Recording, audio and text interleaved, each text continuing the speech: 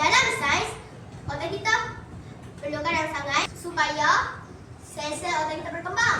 Sel otak? Ya, bila kamu membaca, neuron dalam otak kamu akan berhubung. Itu yang buat kamu jadi lebih bijak dan mudah faham pelajaran. Sebab tu saya suka membaca, senang nak jawab soalan.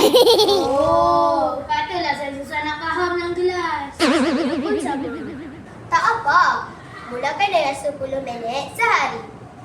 Tak apa, jom kita cuba. Jom baca 10 minit. Best juga baca ni. Yelah, banyak benda baca. Baca hari ini, cemerlang esok hari.